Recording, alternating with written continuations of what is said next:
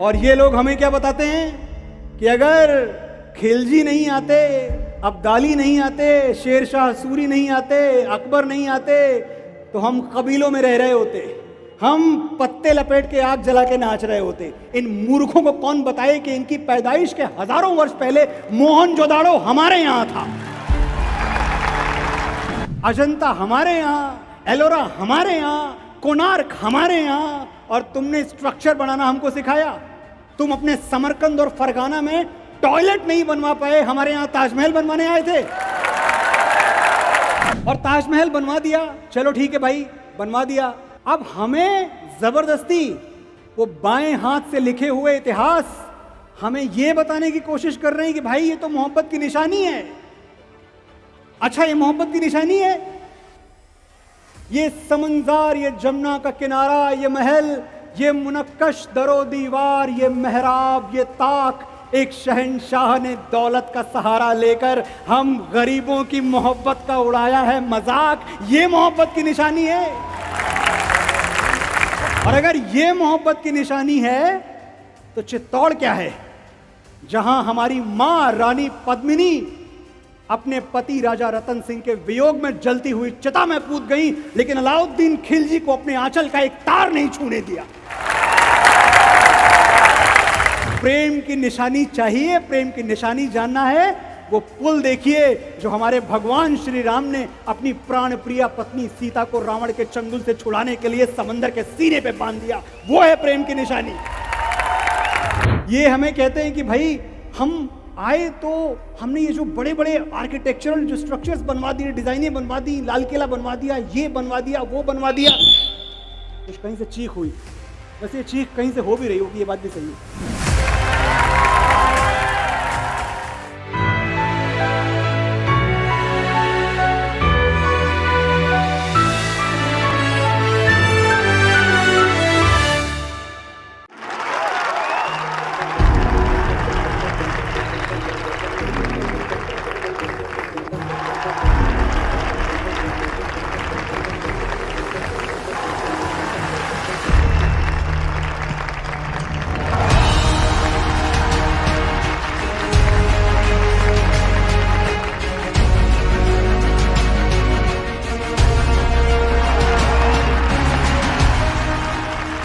आप सबको मेरा प्रणाम, मेरा अभिवादन। जय श्री महाकाल, जय जय श्री महाकाल। अपने नगर का उत्सव किस धूमधाम और किस गर्व के साथ मनाया जाता है, ये कोई उज्जैन वासियों से सीखे। हमारे उपनिषदों में सुनने की परंपरा है, अहंकार शून्य होके मुझे कितना आता है, मुझे कितना पता है, ये भूल के जो वक्ता है, जो सामने बोल रहा है, मैं उसको सुनूंगा। ये परंपरा उपनिषदों से आती है साथियों। उपनिषद का अर्थ यहां बैठा हर कोई जानता होगा। उप का मतलब होता है समीप, पास, नजदीक, करीब, और निषद का मतलब होता है बैठना, पास बैठकर, करीब बैठकर सुनना। यही तो उपनिषद है, यही हमारी परंपरा है। और आज ये मेरा विश्वास है कि जब मैं यहां बोल रहा हूं बाबा महाकाल की नगरी से, तो पूरा विश्व मुझे सुन रहा है। ऐसे सामने जो लोग हैं वो सुन रहे हैं, लाइव फीड जाएगा, डिजिटली सुनेंगे, पूरी दुनिया सुनेगी। और मैं पूरी दुनिया को अपना परिचय देना चाहता हूं, आपका परिचय देना चाहता हूं। मैं कहना चाहता हूं पूरी दुनिया से कि देखो हमारी ओर, पहचानो हमें, हम वही हैं जो बाण भेद के धरती से धारा निकाल दिया करते थे। एक उंगली पे गोवर्धन उठा लिया करते थे। हम ही थे वो दिलेर जो चक्रव्यूह में वापस लौटने की विद्या सीखे बगैर गए, और वो भी हम ही थे जिनके फेंके हुए पत्थर पानी में तैर गए।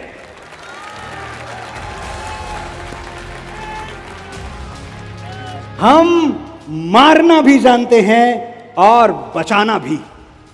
हमने दुश्मन के लिए फाइटर जेट्स बनाए, संगीन बनाई, और जब जिंदगी की सांस टूटने लगी तो हम ही ने वैक्सीन बनाई।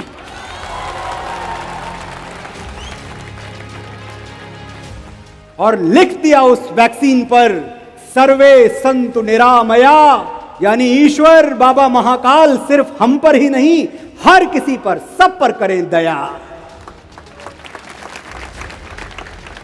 हम जाबाज हैं, जियाले हैं, आंधियों से खेले हैं, बिजलियों के पाले हैं। हम शांति का सवेरा हैं, मानवता के उजाले हैं। पहचानो हमें, हम भारत वाले हैं।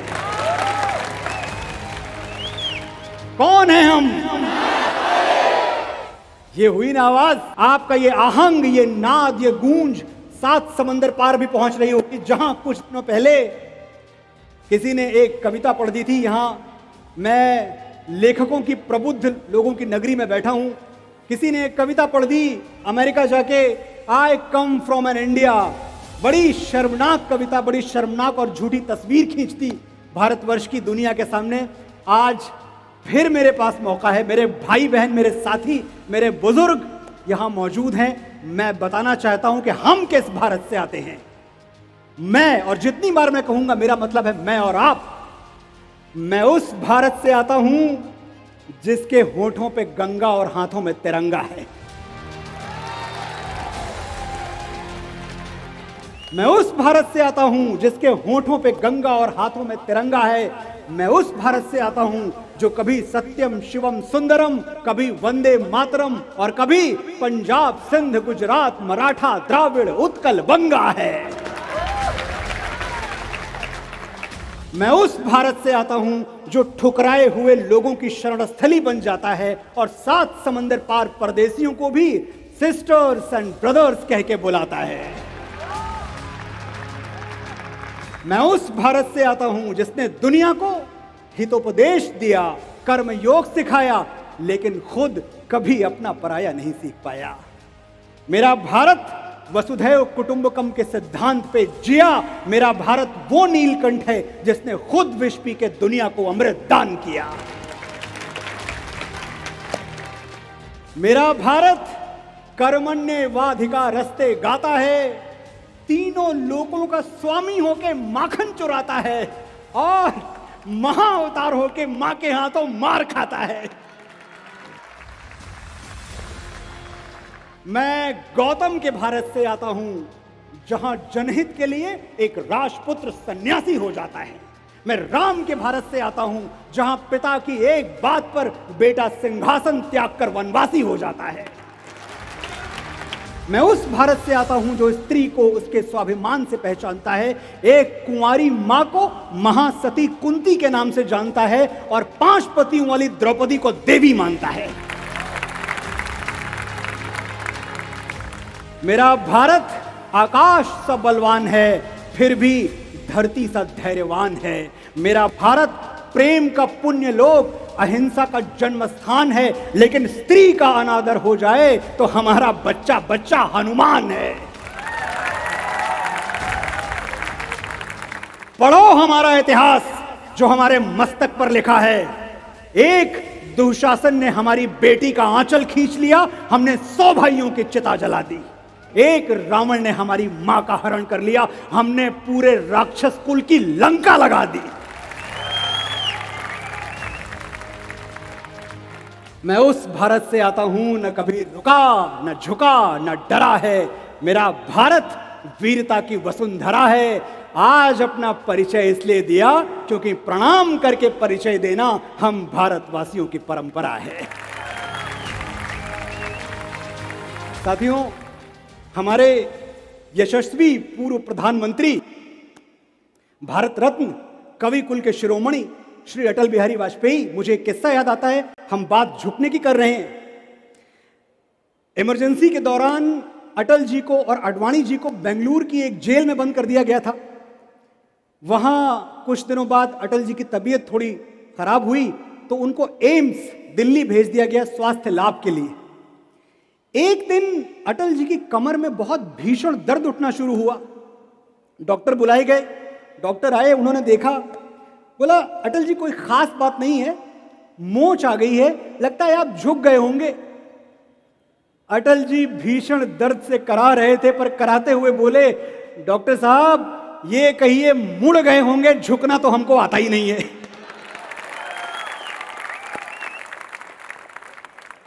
और ये बात सच है साथियों, हम झुकते तो नहीं हैं, हमें कोई बड़ा मिल जाए, कोई बुजुर्ग मिल जाए, कोई सीनियर मिल जाए, अध्यापक मिल जाए, गुरु मिल जाए, हम साष्टांग की मुद्रा में लेट जाते हैं।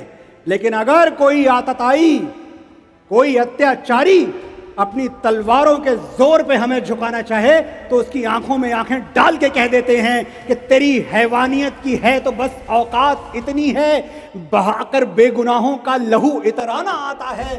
गुरूरे बेखबर ये बात तुझको कौन समझाए, वो सर झुक ही नहीं सकता जिसे कट जाना आता है।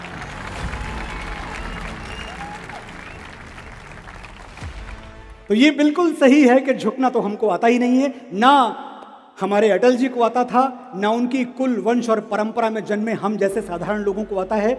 हम झुकने के लिए हमने 4 स्थान ढूंढ रखे हैं और मुझे लगता है जो मैं बताऊंगा आपके भी 4 स्थान यही है। हम परम पिता परमात्मा के आगे झुकते हैं, हम गुरु के आगे झुकते हैं, हम अपनी माता के आगे झुकते हैं और हम अपने पिता के आगे झुकते हैं। इसके अलावा आप कहीं और झुकते हैं? नहीं झुकते, झुकना भी नहीं चाहिए। मैं यहाँ देख रहा हूँ मेरे बहुत सारे नौजवान साथी हैं, मेरी माताएं बैठी हैं। मुझे एक बात का हमेशा दुख होता है, अपने लिए भी है, अपनों के लिए भी है, अपने साथियों के लिए भी है, कि हम माँ की इज्जत तो बहुत करते हैं, बहुत श्रद्धा से उसको देखते हैं, उसको देवी बना के चलते हैं, सब कुछ करते हैं। लेकिन एक चीज जो हमारी माँ को सबसे ज्यादा चाहिए, मेरी माँ को, आपकी माँ को, वो उसे कभी नहीं दे पाते, और वो है समय। कितनी देर बैठते हैं अपनी माँ के साथ आप रोज दिन में? मैं जानना चाहता हूं और मैं चाहता हूं उस पर कोई ताली ना बजे। ये आत्म मंथन का प्रश्न है। अगर मैं ये जोत आपके दिल में जला के चला गया तो मैं समझूंगा मेरा जन्म सफल है, मेरा यहां आना धन्य हुआ। हम नहीं बैठते अपनी माँ के पास क्योंकि हम बहुत बिजी हैं, बहुत काम है हमारे पास, बहुत सारा हमने व्यापार फैला रखा है, हमने काम धंधा फैला रखा है, लिखना है, पढ़ना है, बहुत मसरूफ हो तुम, जानता हूं। घर, दफ्तर, कारोबार और सबसे फुर्सत मिली तो दोस्त यार। जिंदगी पहियों पर भागती है, ठहर के ये सोचने का वक्त कहां है कि मां आज भी तुम्हारे इंतजार में जागती है। सुनो, आज 2 घड़ी बैठो उसके साथ, छेड़ो कोई पुराना किस्सा, पूछो कैसे हुई थी बाबूजी से पहली मुलाकात, दोहराओ उसके गुजरे जमाने, बजाओ मोहम्मद रफी के गाने। जो करना है आज करो, कल सूरज सर पे पिघलेगा तो याद करोगे कि मां से घना कोई दरख्त नहीं था। इस पछतावे के साथ कैसे जियोगे कि वो तुमसे बात करना चाहती थी और तुम्हारे पास वक्त नहीं था।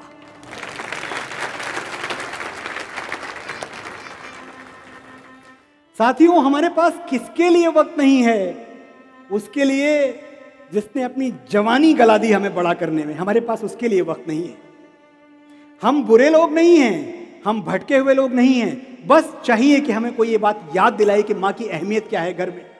और जब मैं कहता हूं कि माँ से ज्यादा प्यार दुनिया में कोई कर नहीं सकता, तो मैं ये भावनाओं के आधार पे नहीं कह रहा, ये मैं जज्बात के आधार पे नहीं कह रहा, ये मैं किसी किताब में पढ़ के नहीं बोल रहा, मैं डेटा और नंबर्स पे बात कर रहा हूं। हिसाब लगा के देख लो, नंबर्स की बात करते हैं, हिसाब लगा के देख लो, दुनिया के हर रिश्ते में कुछ अधूरा आधा निकलेगा। एक मां का प्यार है जो दूसरों से 9 महीने ज्यादा निकलेगा।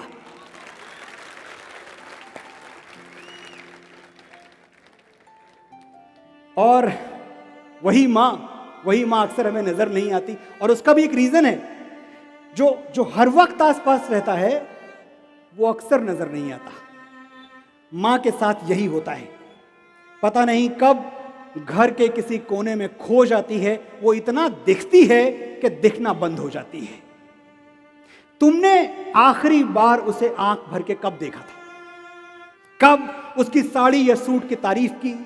कब उसकी चूड़ियों का रंग नोटिस किया? कब उसकी नेल पॉलिश पर अपनी राय दी?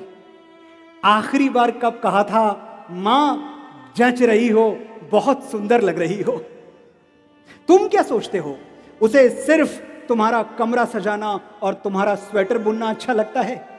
मां भी कभी लड़की थी दोस्त, और दुनिया की हर लड़की की तरह उसे भी तारीफ सुनना अच्छा लगता है। अभी देर नहीं हुई है, जाओ और तुम्हारी मां से खूबसूरत दुनिया की कोई लड़की हो नहीं सकती, ये सच उसे आज और अभी बताओ। और जब आप जाएं अपनी मां को ये सच बताने, तो उसको भी प्रणाम कर लीजिएगा, जिसके बलिदान, जिसकी कुर्बानियों को लिखने के लिए इतिहासों को स्याही नहीं मिली। हमारे देश में पिताओं के लिए कुछ लिखा नहीं गया, कभी उनका अभिनंदन नहीं किया गया। यही उज्जैन, हमारे महनीय कवि श्री ओम व्यास जी यहां हुआ करते थे। मुझे याद है एक बार मैं टेलीविजन पे उनको सुन रहा था और उन्होंने एक बात कही जिसने मुझे महीनों तक रुलाया है। ओम व्यास जी ने कहा कि जब पिता होता है, जब पिता का साया सर पे होता है, तो लगता है ये बाजार के जितने खिलौने हैं ना, ये सब हमारे हैं, जब चाहेंगे जहां से चाहेंगे खरीद लेंगे। पिता की जेब में मुद्रा कितनी है, पैसा कितना है, फर्क नहीं पड़ता। हर बाप अपने बेटे का हीरो होता है, लेकिन क्या हमने अपने हीरो को सेलिब्रेट किया? मैं एक निजी अनुभव बताता हूं। मैं डरता नहीं। मेरे पिताजी की उम्र 84 वर्ष है, 84 वर्ष है, जपल हो चुके हैं, वृद्ध हो चुके हैं। उनके बगल बैठता हूं तो मुझे लगता है अब दुनिया में मेरा कोई कुछ बिगाड़ नहीं सकता, मेरा बाप मेरे बगल में बैठा हुआ है।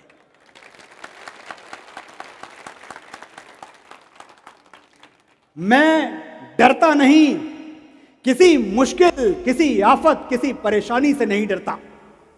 मैं जानता हूं अगर मेरा वक्त बिगड़ जाएगा, अगर मेरे पैरों में दुख का कांटा गड़ जाएगा, तो कोई है जो मेरे लिए भगवान से भी लड़ जाएगा।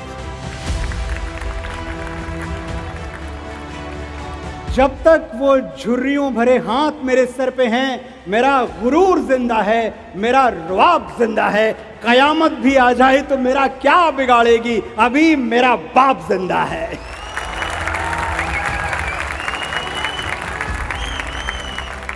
ये पहला स्टेट है जिसने महाराज विक्रमादित्य की कथाओं को टेक्स्ट बुक में पढ़ाना आरंभ किया। ये पहला स्टेट है जो इस बात के लिए कटिबद्ध है कि उच्च शिक्षा में, यूनिवर्सिटीज में भगवान श्री राम की कथाएं पढ़ाई जाएंगी, उच्च शिक्षा में हमें भगवत गीता का ज्ञान दिया जाएगा। मुझसे भी मंत्री जी कह रहे थे कि हमेशा, चाहे वो अदालत हो या कहीं भी हो, कहते हैं भगवत गीता पे हाथ रख के कसम खाओ, सौगंध खाओ कि जो बोलूंगा सच बोलूंगा। अगर आपने भगवत गीता पढ़ी ही नहीं है, आपको पता ही नहीं इसके अंदर क्या लिखा हुआ है, तो कौन सी सौगंध और कौन सी कसम खा रहे हैं आप? जरूरी है आपका इतिहास पढ़ना, जरूरी है अपने सही नायक चुनना और उनको पहचानना, क्योंकि हमें गलत नायक देने की कोशिश तो सदियों से होती आ रही है। आप सब जानते हैं, ऐसा कुछ नहीं कि मैं बताऊंगा तब आप जानेंगे। यही जहां मैं इस वक्त खड़ा हूं, 800 साल पहले इल्तुतमिश नाम के एक डकैत ने, जो खुद को बादशाह कहता था, हमारे महाकाल का मंदिर तोड़ दिया था। आप जानते हैं, कोई नई बात नहीं बता रहा हूं मैं आपको। एक लोहे का स्तंभ हुआ करता था यहां, मैंने सुना है, और मैंने कुतुब मीनार के बगल में वो स्तंभ देखा भी है। महाराजा आदि विक्रमादित्य का बनवाया हुआ लोहे का स्तंभ, अल्लाह अकबर बोल के सब लूट ले गए और वो स्तंभ ले जाके कुतुब मीनार के बगल में गाड़ दिया। 800 साल हो चुके हैं। उस स्तंभ ने सर्दी देखी, बारिश देखी, गर्मी देखी, धूप देखी, 1 इंच पर भी जंग नहीं आया। खुले आसमान के तले वो स्तंभ गड़ा हुआ है। इल्तुतमिश की 7 पीढ़ियां, 7 पुश्तें सर पटक के मर गई। वो ये नहीं समझ पाए कि महाराज विक्रमादित्य ने लोहा कौन सा गलवाया था।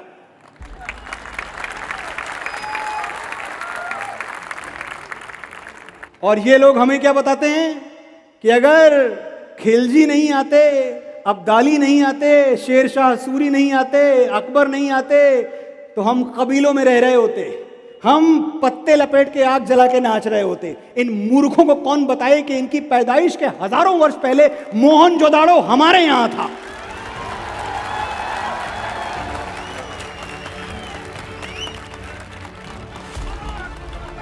दुनिया की पहली फंक्शनल सिटी जिसमें बाकायदा ड्रेनेज सिस्टम था, जिसमें एग्रीकल्चर था।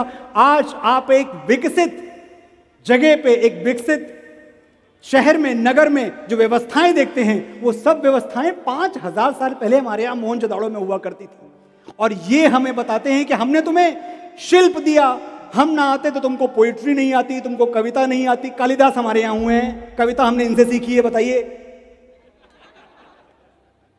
ये हमें कहते हैं कि भाई हम आए तो हमने ये जो बड़े बड़े आर्किटेक्चरल जो स्ट्रक्चर्स बनवा दिए, डिजाइनें बनवा दी, लाल किला बनवा दिया, ये बनवा दिया, वो बनवा दिया, कुछ कहीं से चीख हुई।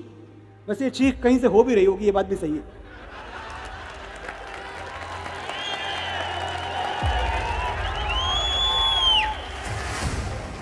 आपकी तालियां बता रही है कि भाई चुप बैठो, ये जो तुम बड़ी बड़ी बातें कर रहे हो, मुगलों अब्दालियों, हजारों वर्ष पहले तुम्हारी पैदाइश के हमारे यहां महाकाल का भव्य मंदिर बन चुका था। बना था या नहीं? चंदेल राजाओं के बनाए हुए भव्य मंदिर, जब शायद मुगलों ने 2 ईंट जोड़नी नहीं सीखी थी, तब हमारे यहां चंदेल राजाओं के बनाए हुए भव्य मंदिर थे। अजंता हमारे यहां, एलोरा हमारे यहां, कोणार्क हमारे यहां, और तुमने स्ट्रक्चर बनाना हमको सिखाया। तुम अपने समरकंद और फरगाना में टॉयलेट नहीं बनवा पाए, हमारे यहां ताजमहल बनवाने आए थे।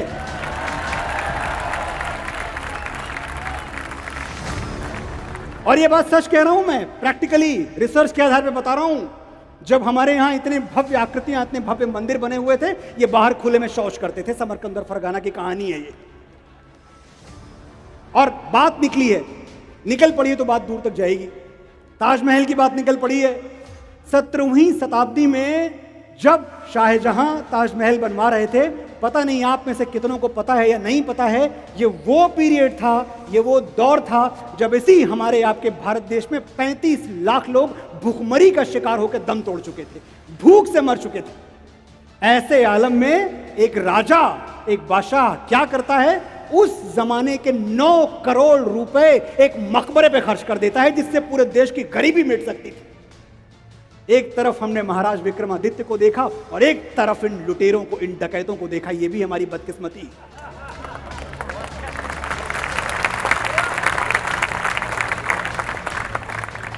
और ताजमहल बनवा दिया, चलो ठीक है भाई, बनवा दिया। अब हमें जबरदस्ती वो बाएं हाथ से लिखे हुए इतिहास हमें यह बताने की कोशिश कर रहे हैं कि भाई ये तो मोहब्बत की निशानी है। अच्छा, ये मोहब्बत की निशानी है? ये समंदर, ये जमुना का किनारा, ये महल, ये मुनक्कश दरो दीवार, ये मेहराब, ये ताक, एक शहंशाह ने दौलत का सहारा लेकर हम गरीबों की मोहब्बत का उड़ाया है मजाक, ये मोहब्बत की निशानी है। और अगर ये मोहब्बत की निशानी है तो चित्तौड़ क्या है, जहां हमारी मां रानी पद्मिनी अपने पति राजा रतन सिंह के वियोग में जलती हुई चिता में कूद गई, लेकिन अलाउद्दीन खिलजी को अपने आंचल का एक तार नहीं छूने दिया।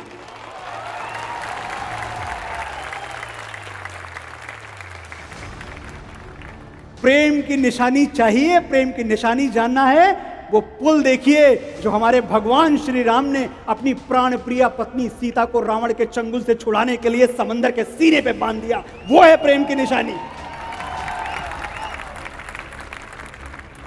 हमें आप दिखाते हैं जोधा अकबर, हमें आप दिखाते हैं सलीम अनारकली। अरे छोड़िए मोहब्बत की झूठी कहानी पे रोना, बहुत सारी सच्ची कहानियां हैं हमारे पास। इस भरम को तोड़ने का समय आ गया है। आपके नायक, आपके नितांत निजी नायक आपके अपने पास हैं। आपको मांगे तांगे का नायक नहीं चाहिए, आपको उधार के हीरोज नहीं चाहिए, आपको उधार की कहानियां नहीं चाहिए और झूठी कहानियां आपको नहीं चाहिए। प्रेम सीखना है, सीखिए भगवान राम से। दुनिया के सबसे बड़े असुर से, जिसने ग्रहों नक्षत्रों को कैद कर रखा था, उससे जाके भिड़ गए अपनी पत्नी को छुड़ाने के लिए भालुओं बंदरों की सेना लेके। क्या था उनके पास? इसे कहते हैं प्रेम। ये हुई मर्दानगी। विश्वास सीखना है, मां सीता से सीखिए। वही अशोक वाटिका जहां रावण उन्हें यातनाओं पर यातनाएं दे रहा था। कम्युनिकेशन नहीं था मां सीता और राम के बीच में, पता नहीं था कि भगवान राम चल चुके हैं, आ रहे हैं या कभी नहीं आएंगे, कुछ नहीं पता था। और रावण हर दिन आके कहता, देखो मेरी ओर, मैं रावण हूं, मैंने ग्रहों नक्षत्रों को कैद कर लिया है, मैंने देवराज इंद्र को हरा दिया है। सीता, तुम्हें मेरी कैद से छुड़ाने वाला इस ब्रह्मांड में कोई नहीं है। सोचिए, मां सीता का विश्वास क्या डगमगाता नहीं होगा? क्योंकि रावण बात तो सही कह रहा था, रावण की बात में कुछ गलत नहीं था, लेकिन मां सीता आंखें मिला के कहती थी, मेरे राम मुझे लेने आएंगे रावण, देखता रह जा। यह था एक सुहागन का विश्वास। इस विश्वास की पराकाष्ठा देखिए, जब महाबली हनुमान अंगूठी लेके आते हैं और बताते हैं मां सीता को अशोक वाटिका में कि मैं दूत हूं राम का, तो एक बात और कहते हैं, सोचिएगा। वो कहते हैं मां मेरे कंधे पे बैठो, मैं आपको उड़ा के ले जाऊंगा भगवान राम के पास, मुझे कौन रोक सकता है। और बात सही भी थी। आपने कभी सोचा है कि उस दिन मां सीता हनुमान के साथ जा सकती थी, क्यों नहीं गई? क्योंकि मां सीता ने हनुमान से एक बात कही थी, हनुमान मेरे पति की चौखट से उठा के ले गया था मुझे रावण, मैं उस चौखट पे वापस तभी जाऊंगी जब मेरे पति मुझे लेने आएंगे। ये था एक सुहागन का विश्वास अपने सुहाग पर। वो यातनाएं सहती रहीं और मन ही मन राम से कहती रहीं कि राम पिया तुम्हें सिया बुलाए। प्रेम सीखिए। मैं आपसे ये बातें इसलिए कर रहा हूं कि आपको प्रेम सीखना है श्री राम से और मां सीता से। उलाहना देखिए, मेरे आपके लिए भगवान राम हैं मोहन जी, लेकिन मां सीता के लिए पति थे और पति से लड़ाई की जाती है, पति से झगड़ा किया जाता है, पति से शिकायत की जाती है। वो शिकायत करती रही कि राम पिया तुम्हें सिया बुलाए, बिरहा का दुख सहा न जाए। जिन रातों में चांद निहारा उन रातों की तुम्हें कसम है, और न बहने दो ये नैना बरसातों की तुम्हें कसम है। पूछ रही हैं बिरहन आंखें कब तोड़ोगे मेरी सलाखें, जिनसे धनुष तोड़ा था तुमने उन हाथों की तुम्हें कसम है।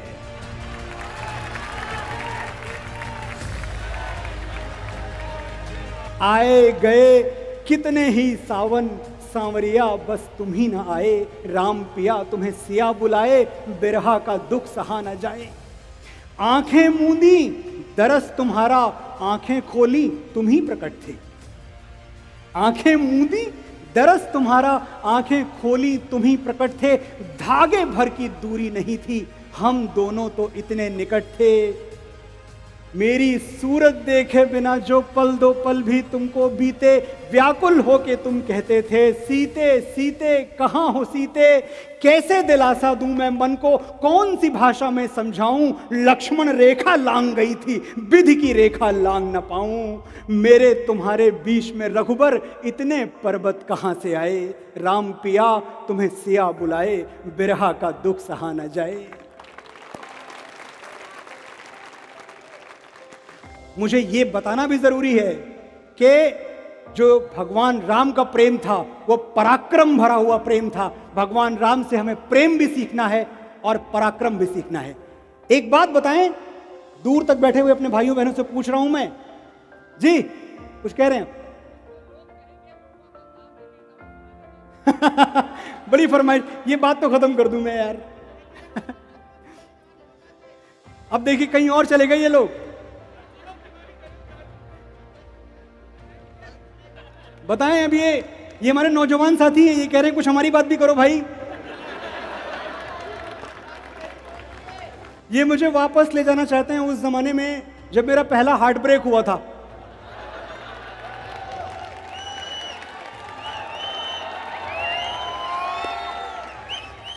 गियर शिफ्ट हो गया है मंत्री जी, मुझे क्षमा करें। अब मैं वहीं चला जाता हूं जहां ये ले जा रहे हैं। अच्छा, मैं ये बात कहते हुए अक्सर शर्म से लाल हो जाता हूं कि जो मेरा पहला हार्ट ब्रेक था वो 12वीं कक्षा में हुआ था। वो जमाना किसका था पता है आपको? चिट्ठियों का जमाना था। लेटर्स लिखे जाते थे, खत। और खत कैसे लिखे जाते थे? कई मेरे नौजवान साथी हैं जिनको पता नहीं होगा, लेकिन मेरे जमाने के लोग भी यहाँ हैं जिनको पता है कि हर फैसला होता नहीं सिक्का उछाल के। ये दिल का मामला है जरा देखभाल के।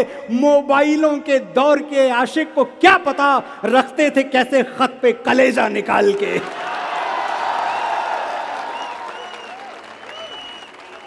तो साथियों, हुआ यूं कि उस जमाने में मुझे किसी ने कह दिया, किसी ने कह क्या दिया कि मुझसे पूछा गया भाई लाइफ में करोगे क्या 12वीं कक्षा में, जो मेरी उस वक्त गर्लफ्रेंड थी।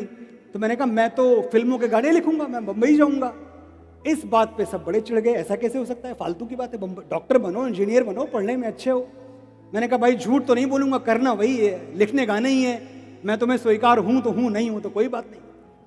फिर मुझसे चिट्ठियां मांगी गई कि जो मैंने तुम्हें चिट्ठियां लिखी हैं वो सब लौटा दो। और उस वक्त पहली बार मेरे अंदर का शायर, मेरे अंदर का कवि, मेरे अंदर का प्रेमी, मेरे अंदर का बागी जागा। मुझे क्रोध आया इस बात पे कि मैंने तो तुम पे अपनी जवानी के पता नहीं कितने दिन इन्वेस्ट कर दिए, और तुम्हारा इन्वेस्टमेंट मेरे अंदर क्या है, सिर्फ चिट्ठियां, वही लौटा दूं, काम खत्म। और फिर मैंने उस नज्म की बात जो ये कर रहे हैं कि आंखों की चमक, सारे जितने नौजवान साथी हैं मेरे, आपको इसमें अपनी बात नजर आएगी। मैं चाहता हूं कि आप सुने और अपने आप को ढूंढें जो मैं कह रहा हूं इसमें, कि आंखों की चमक, जीने की लहक, सांसों की रवानी वापस दे, मैं तेरे खत लौटा दूंगा, तू मेरी जवानी वापस दे।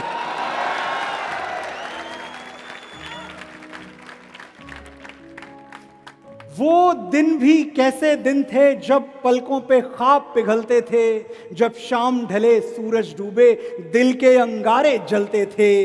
वो धूप छांव सब खाक हुई, यादों के चेहरे पीले हैं, कल ख्वाबों की फसलें थी जहां, अब रेत के बंजर टीले हैं। आंखों के दरिया सूख गए, ला इनका पानी वापस दे, मैं तेरे खत लौटा दूंगा, तू मेरी जवानी वापस दे। दिल धड़के पर आवाज न हो, ये शर्त मुझे मंजूर नहीं। देखो मनोज, किसी को पता ना चल जाए कि मैं तुम्हारी गर्लफ्रेंड थी। दिल धड़के पर आवाज न हो, ये शर्त मुझे मंजूर नहीं, तेरे गम से बगावत कर न सकूं, मैं इतना भी मजबूर नहीं।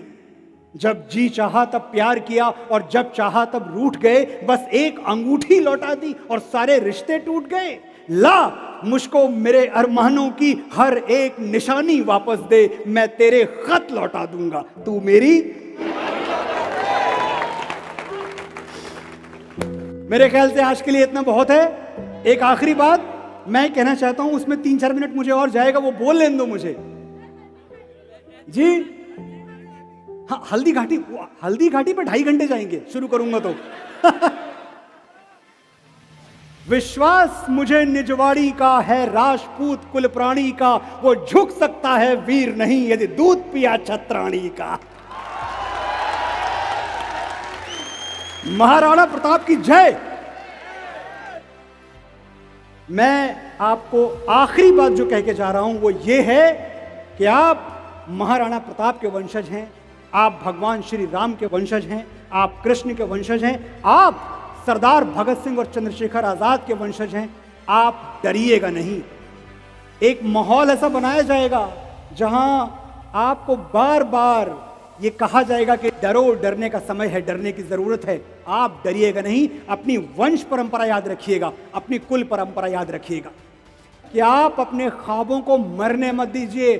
आपकी प्रतिभा ऐलान कर चुकी है कि आपका कोई कुछ बिगाड़ नहीं सकता। और जो लोग ये माहौल बनाते हैं, मैं उसी इंडस्ट्री से हूं और मैं जानता हूं कि वहीं लौट के जाना है, और मैं ये भी जानता हूं कि ये वीडियो आने के बाद मुझसे कई सवाल किए जाएंगे, लेकिन मैं बाबा महाकाल की नगरी में खड़ा हूं, डरना झुकना मुझे नहीं आता, जो कहना है कहूंगा मैं। ये जो बड़े लोग हैं, सो कॉल्ड तथाकथित बड़े लोग, कुछ परिवार जो मिलकर फिल्म इंडस्ट्री चलाते हैं, इनको डर क्या लगता है जानते हैं? इनको डर ये लगता है कि अगर ये उज्जैन वाले, अगर ये इंदौर वाले, जबलपुर वाले ये गाड़ी पकड़ के बंबई पहुंच गए तो इतना टैलेंट हम संभाल नहीं पाएंगे, हम लोग बेरोजगार हो जाएंगे।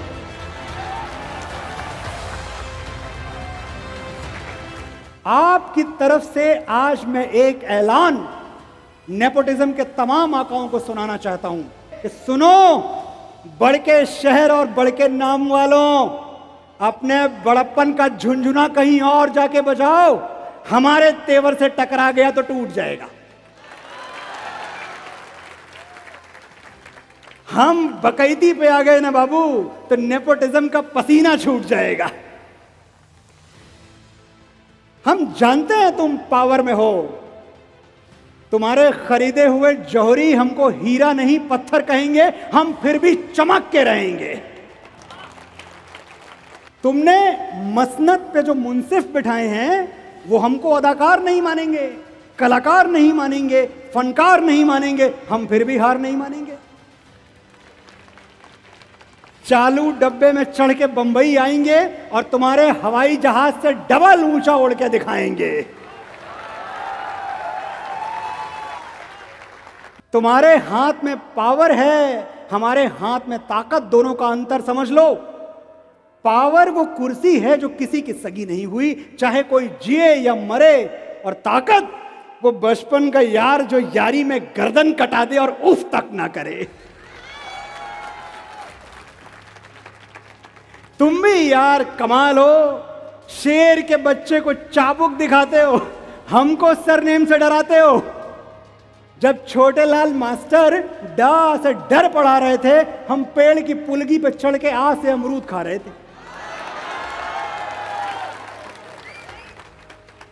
उस क्लास में नहीं बैठे जहां डर का डिक्टेशन बोला गया, वो पानी नहीं पिया जिसमें छोटे बड़े का जहर घोला गया, और बाप के कंधे पे बंदूक रख के तो हमने चिड़िया तक नहीं मारी।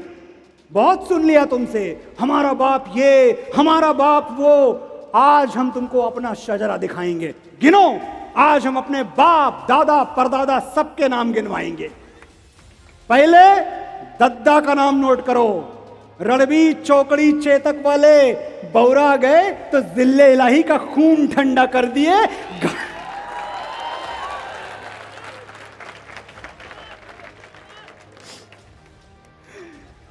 आ रहा हूं, पहले दद्दा का नाम नोट करो। रणबीर चौकड़ी चेतक वाले बौरा गए तो जिल्ले इलाही का खून ठंडा कर दिए। घास की रोटी खा के मुगलिया सल्तनत को डंडा कर दिए।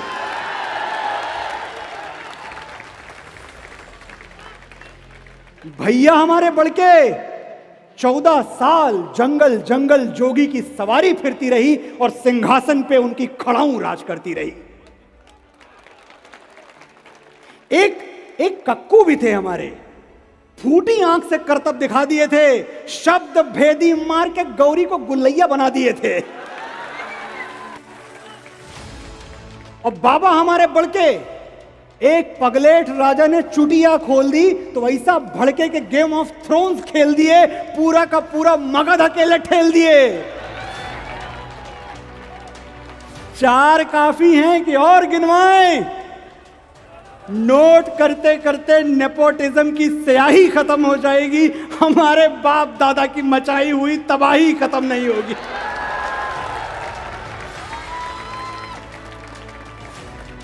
तो बॉटम लाइन बोल दे रहे हैं, नोट कर लो। तुम अपनी खोपड़ी के पीछे वो चमकने वाला गोला लगवा लो, हम फिर भी तुमको अवतार नहीं मानेंगे। तुम्हारे नाम का कलमा नहीं पढ़ेंगे, तुमको परवरदिगार नहीं मानेंगे। तुम वंशवाद की जमीन खोद के हमें गाड़ दोगे, हम बगावत का बीज बन के फूटेंगे, पर तुमसे हार नहीं मानेंगे।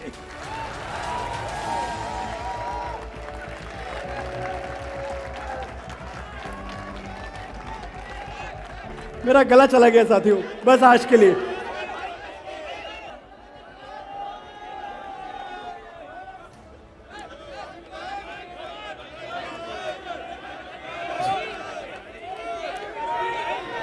बहुत बहुत उपकार आपका, आप क्षमा कर दें।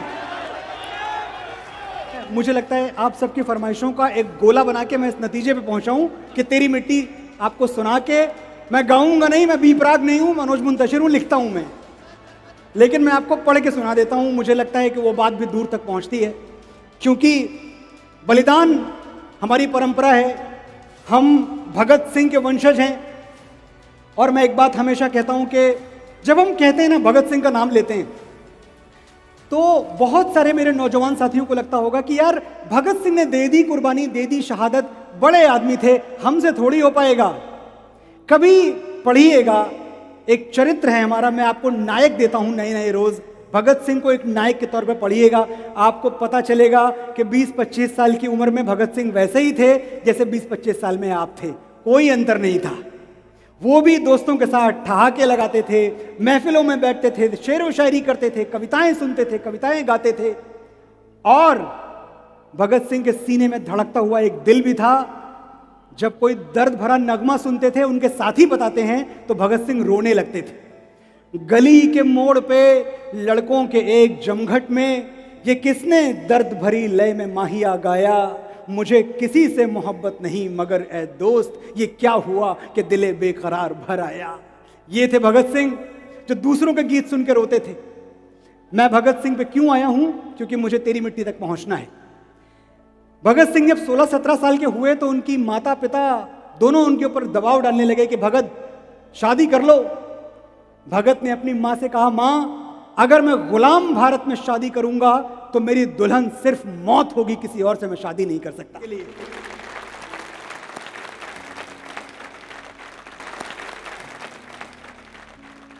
और भगत ने किया भी यही, फांसी का फंदा चूम लिया और जाते जाते अपनी मां को बस इतनी सी तसल्ली दे गए कि तू न रो मां, कि तू है भगत सिंह की मां, मर के भी लाल तेरा मरेगा नहीं, घोड़ी चढ़ के तो लाते हैं दुल्हन सभी, हंस के हर कोई फांसी चढ़ेगा नहीं।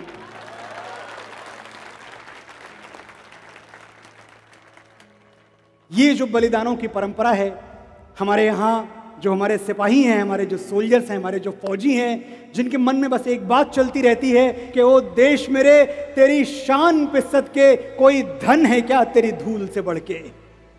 ओ देश मेरे तेरी शान पे सदके कोई धन है क्या तेरी धूल से बढ़ के, तेरी धूप से रोशन तेरी हवा पे जिंदा, तू बाग है मेरा मैं तेरा परिंदा।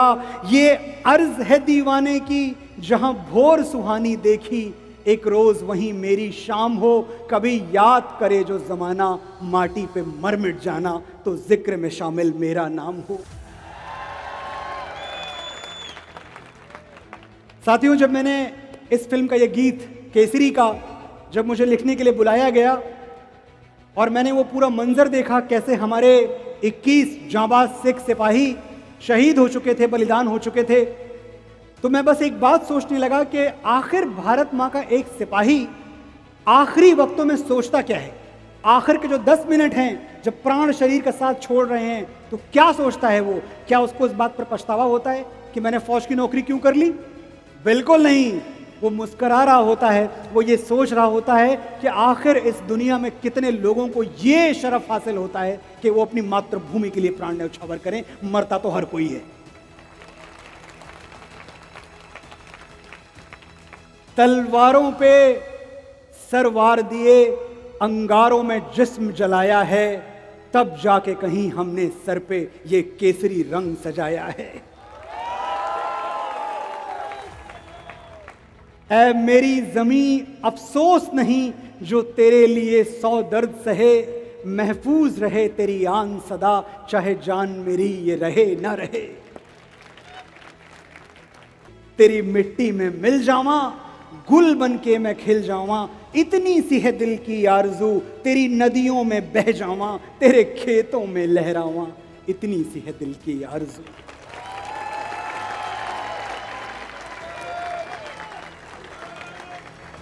प्रणाम।